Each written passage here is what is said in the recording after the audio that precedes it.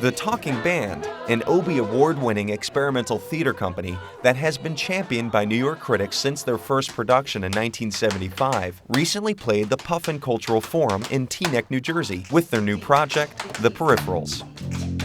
I believe in microfabrics, but obviously on me a teeny tiny T is obscene.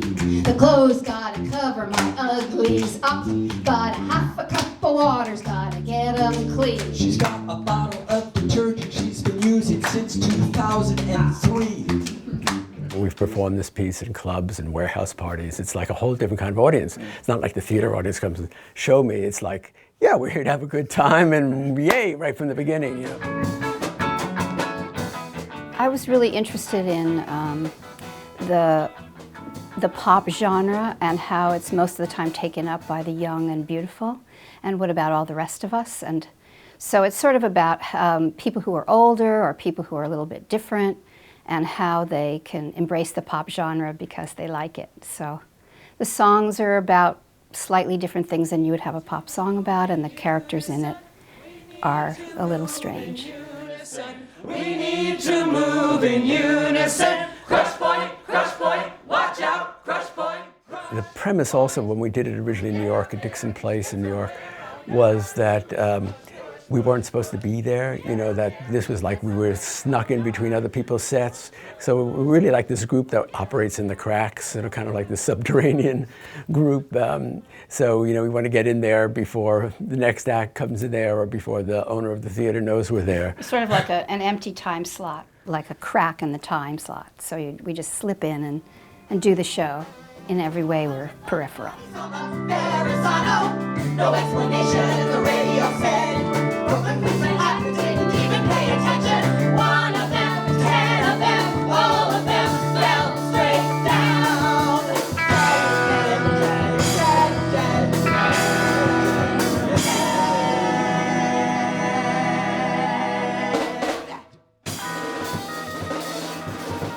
We worked for about a year on and off, and once we got the band, you know, the other people who were going to be in it, I sort of redesigned things for those people. They had a lot of input into the way the music was going to sound. Was gone. I left it on top of the mountain.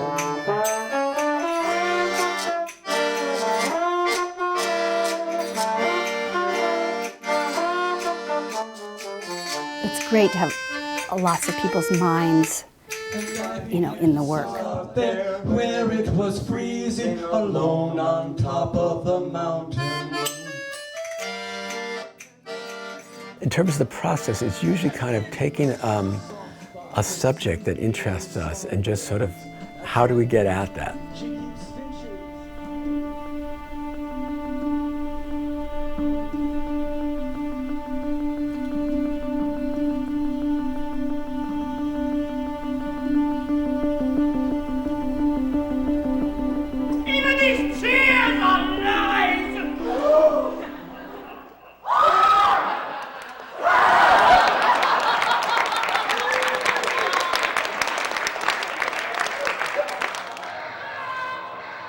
Walk Across America, which was about activists taking this walk from New York to Nevada to protest nuclear testing.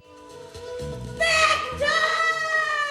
We got here! Imminence was a piece that really was a lot centered around family. It was a lot about passage of time and mortality. We're at the top! Ready to scream? Amazing! Here we go! We actually started back in '74, really exploring the work of poets and actually first just performing poetry. And songs. Yeah, and then we started to commission works by poets. And then the first full-length work we did was a work called the Kalevala, which was based on a Finnish epic poem. So it was really just one long extended poem with very minimal staging. Lots of times when we went on tour, like my son says, we only go to weird places, and that when he was growing up, we went to all these weird places, like Serbia and Chile and Moscow right before the fall of communism. And, you know, he went to all those places, our daughter did too, and I think it affected, I mean, they turned out to be great people. Neither of them is in the theater. But they're, I don't know, it seems sort of, in a way, normal. I don't know. I'm sure it isn't. And it's interesting because, I mean, in a certain way, there's a kind of more of a continuity and stability in our lives than maybe other people. And we've lived in the same Yeah, loft we've lived in since Soho since '73, you know. 70s. So in a certain way, it's just we're sort of kind of, maybe it's like that, you know, following this path because we're sort of driven in that way. Outside, you won't ever see us. Come on.